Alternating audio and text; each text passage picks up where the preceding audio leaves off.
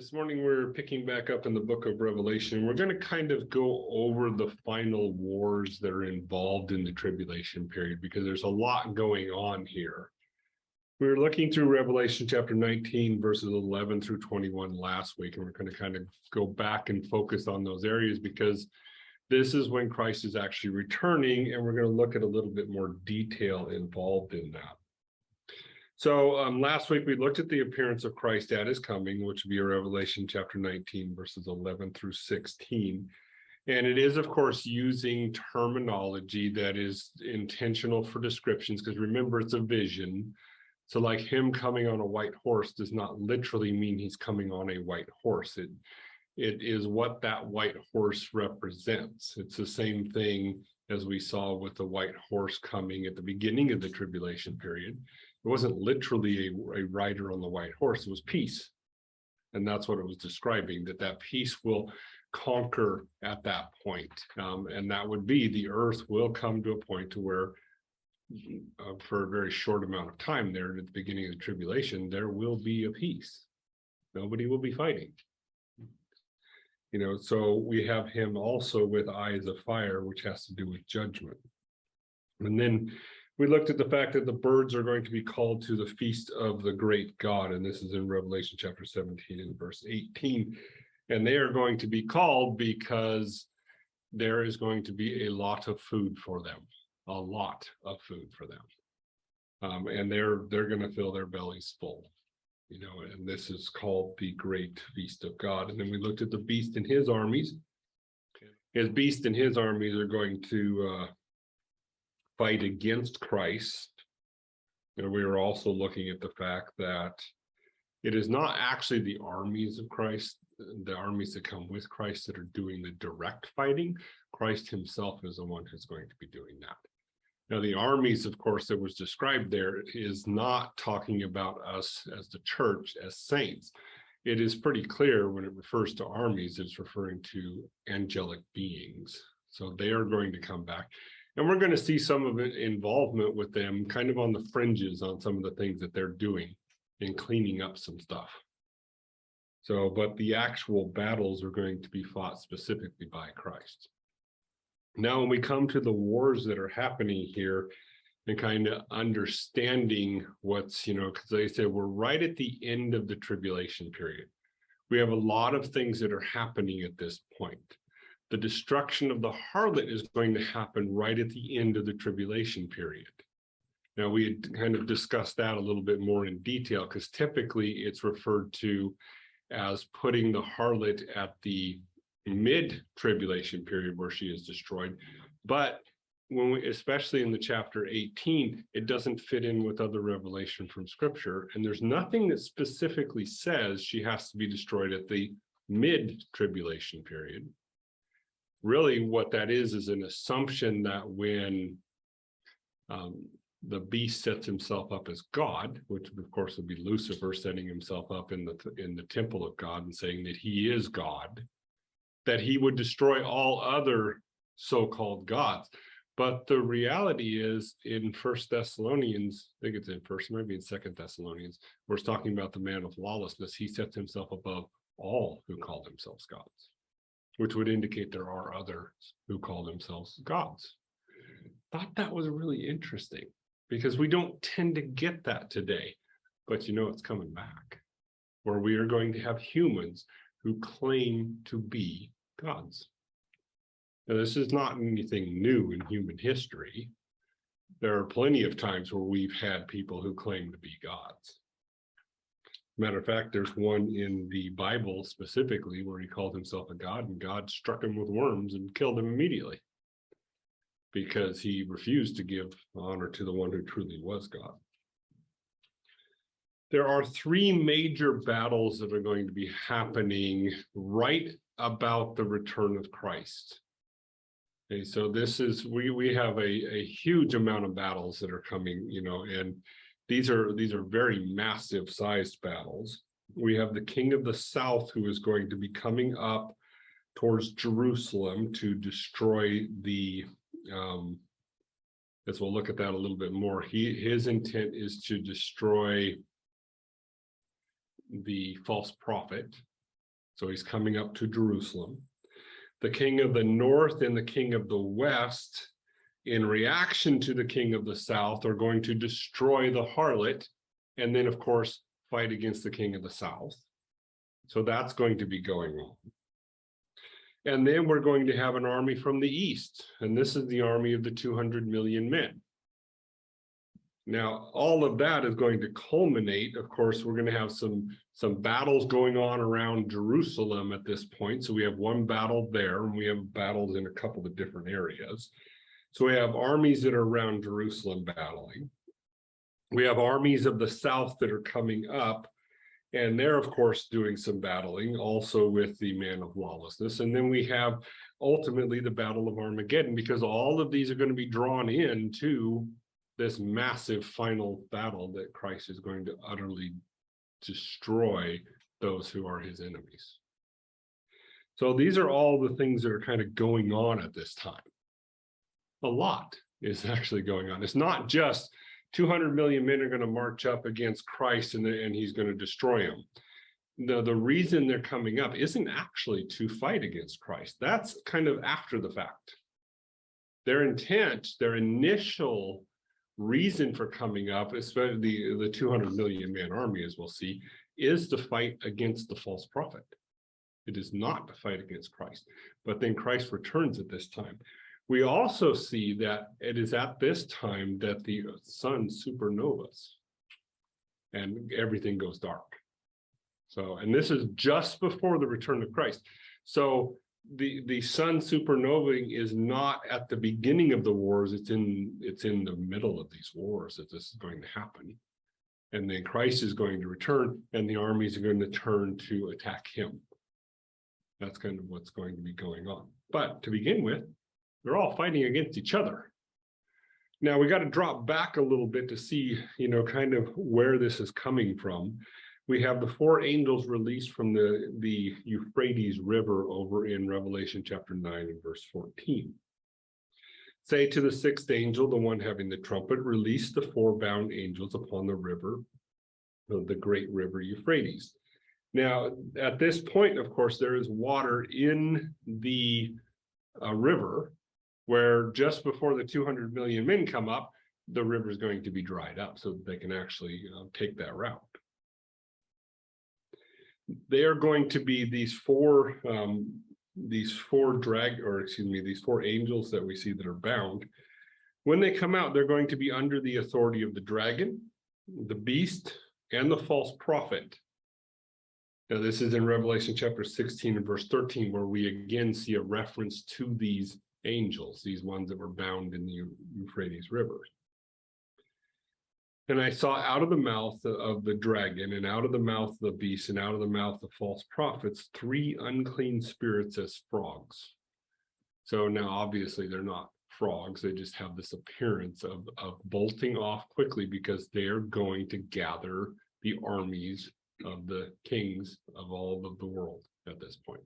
So we see 3 of them referenced here. We don't see the 4th one. Okay, where is the 4th one's authority?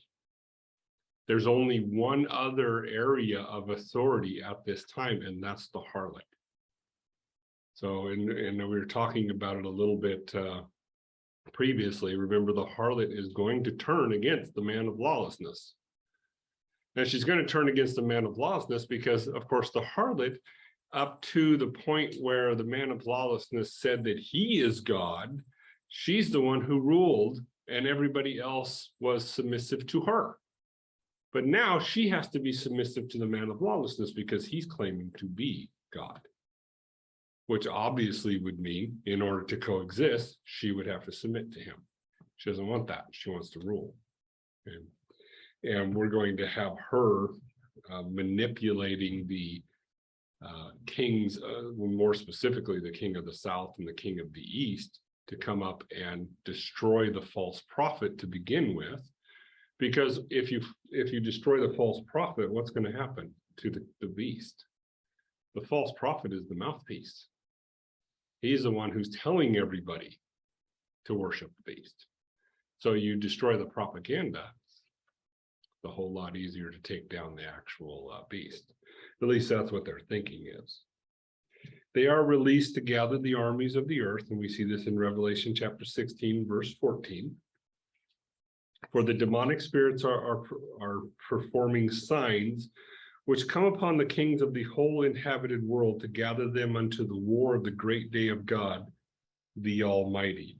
Now, again, in the context, as we follow through what's going on, the kings are not aware that this is why they're being gathered.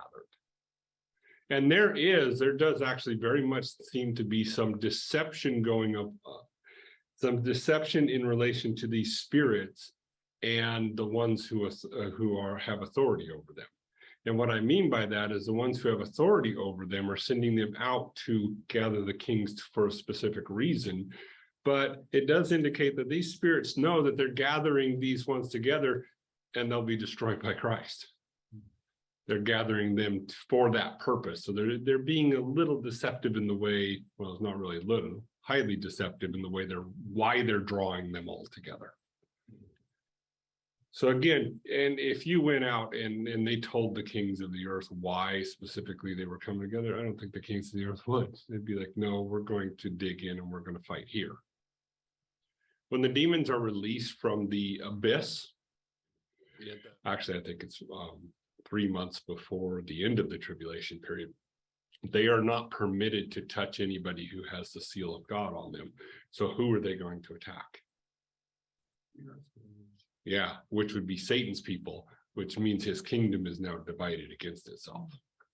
Where right now, demons have no reason to attack unbelievers.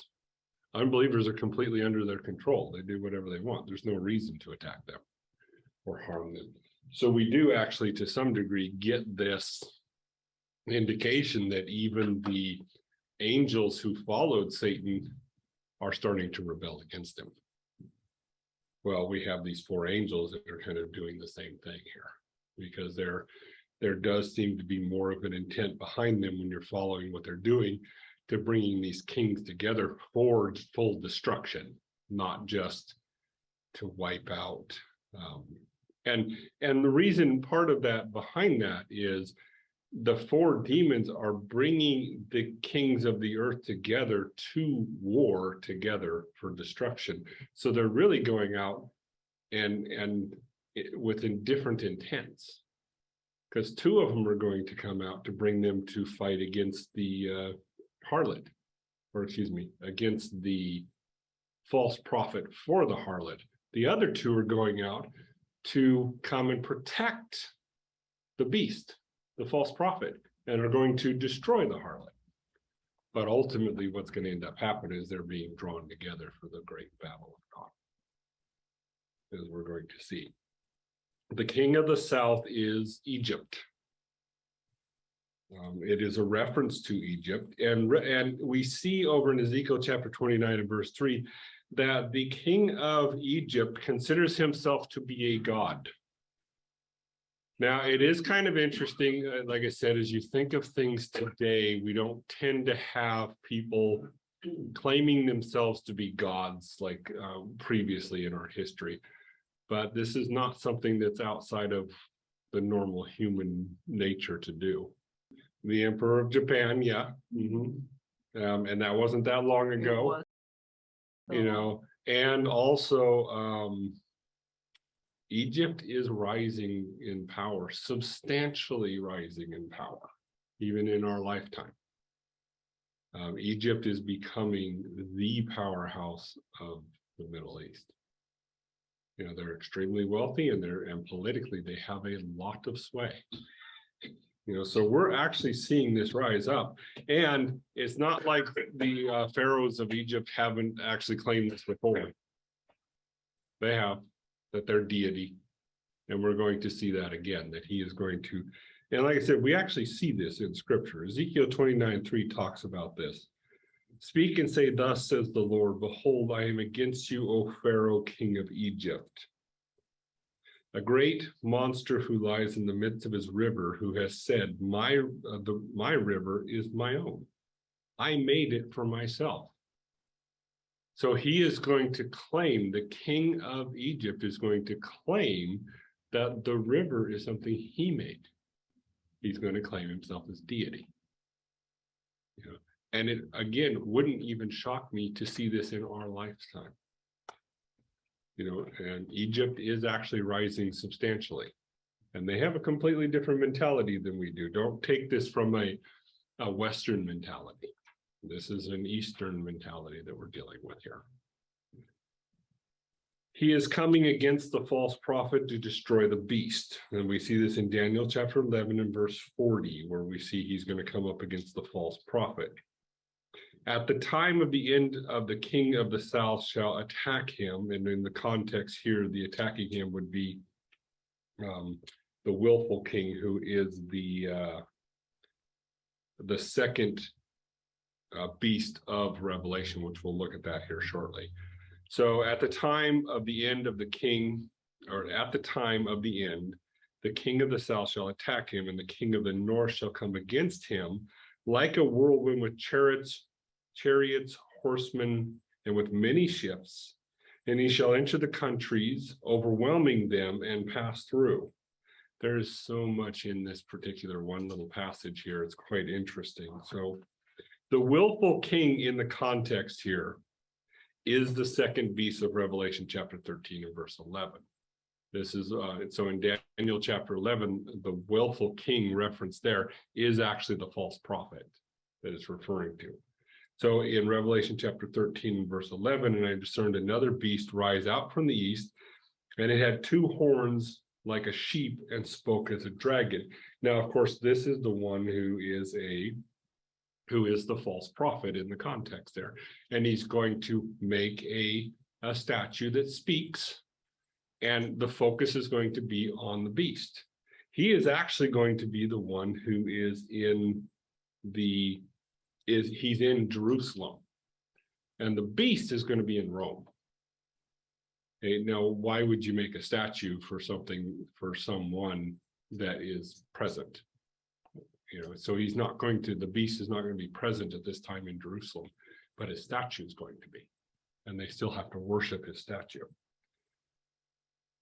He has all the authority of the first beast. So oftentimes when we talk about the beast, the focus is really on him and being a dictator of the world. But the reality is we have another one who has the same authority as he has. The only difference is he's not claiming to be the one who rules everybody. He is pointing to the one who supposedly rules, but he has all the authority of the first beast. That doesn't mean he's got to go to the first beast and ask permission. It's saying he has the authority of the first beast. So we actually have another one who is ruling the world at this point too. So we have two rulers, and it's not as obvious there until you really start to understand. He is given the authority of the first beast. He can do anything the first beast does. And it made the earth and the ones dwelling on her that they should worship the first beast, whose wound of its death was healed. So the false prophet's focus is, of course, to worship the first beast, but still has that authority. He performed signs and wonders to deceive the people into worshiping the beast. And this is in verse 13, Revelation chapter 13, verse 13. And it did great signs and fire in order that out from the heaven it should cast down upon the earth before humans. They also, we do see, by the way, as the king of the south is coming up, there does seem, especially if we follow the path, there does seem to be a plot against Israel also. So it's not just that they're coming against the man of lawlessness and going to destroy, ultimately they're going to destroy the man of lawlessness. They're going to try to start with destroying the false prophet. But in that same area and the path that they're coming up, Israel is right there in the wilderness. And of course, you destroy Israel, you destroy, supposedly all the problems in the world. Yeah, right, that's going to work. Israel's, remember, they're in the wilderness at this time. Everybody knows where Israel is at. They're not in some super secret place, but they are protected by God. And it's very clear that they're protected. After fighting with the king of the north, coming down, they're going to destroy Israel. Now, we see this because Michael stands up for Israel and fights for Israel. at this point. So there's obviously someone coming against Israel to attack. So we have that protection going on. Now, the king of the north and the king of the west, these two kings are going to be coming up, and they're going to be defending the man of lawlessness. Of course, the king of the north, this is not, by the way, a reference to Russia, because that king of the north, who is the king of the farthest north, he's already destroyed. He's no longer there. So now when it references the king of the north, well, you got to look for the kingdom now that actually exists that's the highest to the north, which actually would be Rome at this point, from Jerusalem. Because above Jerusalem, the north, the king of the north there has been completely wiped out. That Russia, Germany, Turkey, all of Russia's islands, and that would be the nations that go with him, are utterly destroyed at the mid-tribulation period. So they're not even a consideration there anymore. So now when it's referencing the king of the north here, it's not talking about Russia. Now, the king of the west would be England and all of her cubs, all of her lion cubs. This would involve likely the United States, Canada, other areas, Australia. That would more than likely. Thought it quite interesting that it ends up that America would be on the side of the beast. You'd think America would be on the side of the harlot, but no, America's on the side of the beast. Same thing with England. You would think England, being a so-called religious country for a very long time, you would think they would tend to go towards the religion, but they're not. They're going towards the beast. The 10 kings, remember that he still has authority over these nations, the beast. Revelation chapter 17, verses 12 through 13, and the 10 heads which I saw are 10 kings who have not yet received a kingdom, but they receive authority as kings for 1 hour with the beast. And they do this, these having one opinion, and they give to the beast their inherent ability and authority, which means they give to the beast their kingdoms. So the beast has still an army. Now, he doesn't have as big of an army that's coming up from the south, and certainly once he hears about the army from the east, he's going to need a whole lot more help. So we do see him crying out for assistance from the king of the west, and the king of the west is going to come over to assist. And we're going to have this massive battle. He will come against the king of the south. So he will come against the king of the south. This is over in Daniel chapter 11, verse 40. And at the time of the end of the king of the south shall attack, and the king of the north shall come against him like a whirlwind. Now, he is, of course, the first beast, referenced in Revelation chapter 13, verse 1, and he's coming to defend the false prophet at this point.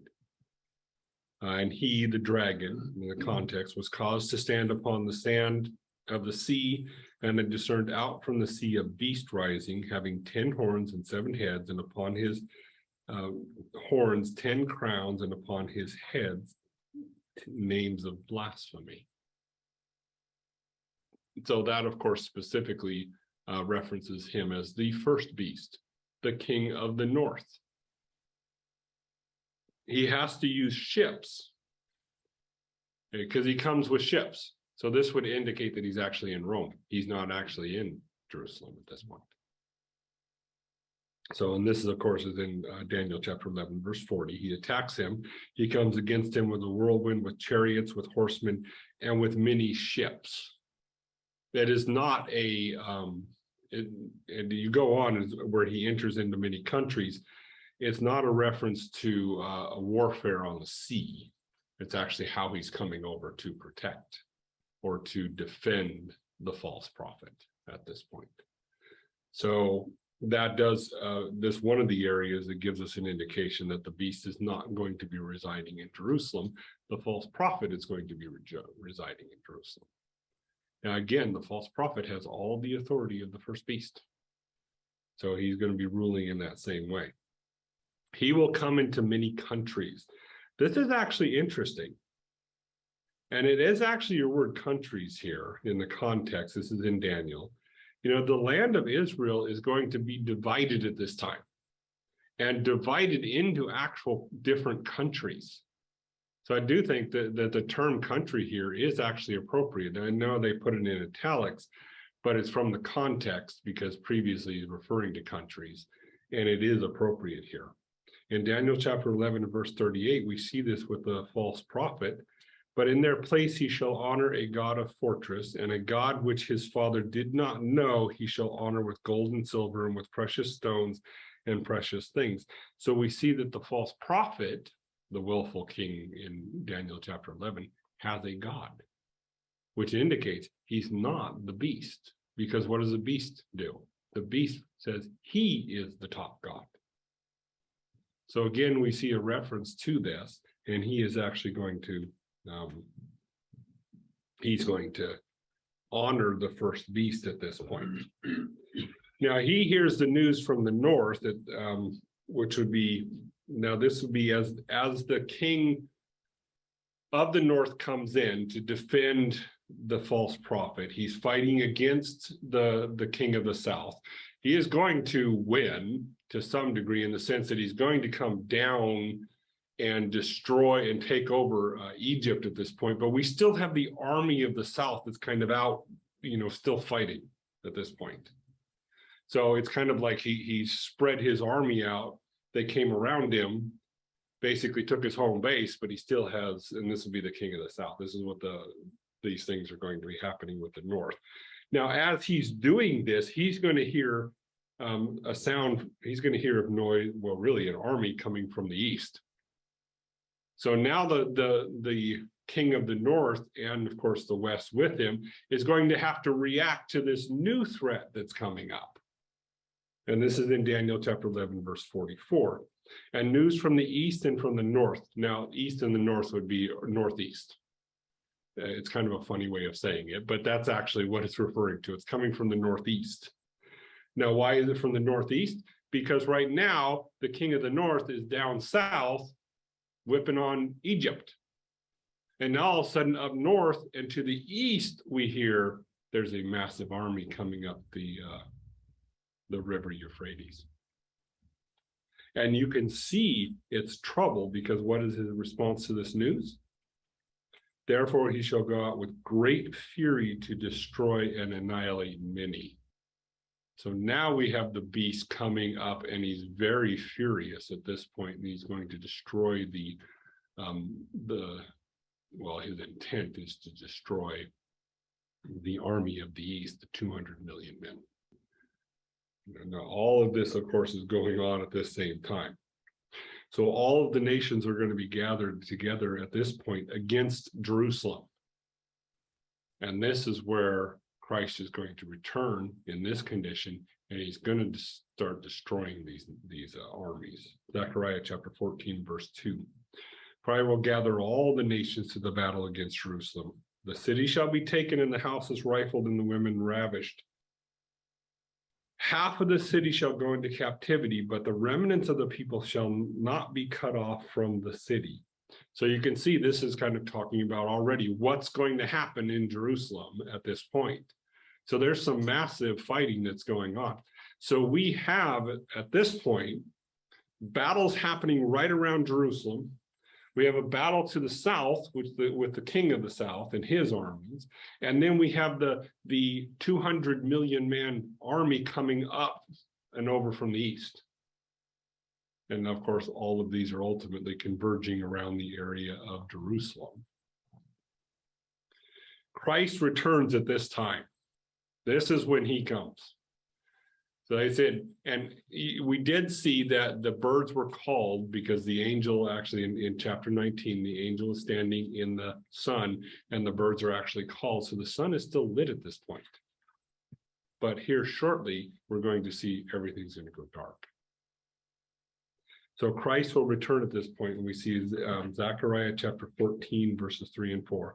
Then the Lord will go forth and fight against those nations as he fights in the day of battle, and in the day his feet will stand on the Mount of Olives, which faces Jerusalem in the east, and the Mount of the Olives shall, or the Mount of Olives shall split in two from east to west, making a very large valley. Half of the mountain shall move towards the north, and the other half shall move to the south.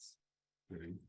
So as he comes back, he's going to start right there. He's going to split that mountain. He's going to destroy all of these, and we'll look at this in a little bit more detail. He's going to destroy all of these armies that are right around Jerusalem at this point. He's going to go down and destroy the king of the south, and then he's going to come up and he's going to destroy the army coming from the east. And I said, there's a lot going on here when we really start to piece all this together. So the Battle of Armageddon is not just simply an army coming from the east. There's a whole lot more going on. And you know, also as scripture talks about this, as this army from the east comes up, they're going to destroy a massive amount of people. What is a third of the people alive at that point will actually pass away, will be destroyed by them, because they're coming up for the harlot against the false prophet, and anybody who is supporting the false prophet, they're going to destroy them as they're coming along. And they're going to utterly destroy them. And you take today, you know, we're at 8 billion. We've already lost about half of the world population at this point. We're still looking at approximately 1 billion people dying just as the kings or the king of the east comes up. Just in that alone, not to mention all the other battles that are happening at this point. So you can see again why the birds are going to be very full. Because there's going to be a massive war going on.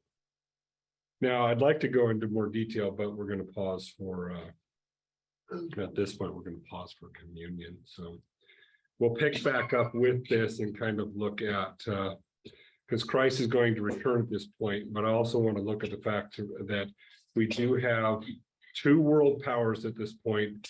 We have the harlot who's about to be utterly destroyed. And then we have what's going on with the different battles. Like I said, and I kind of gave a quick summary, but we'll go into a little bit more detail.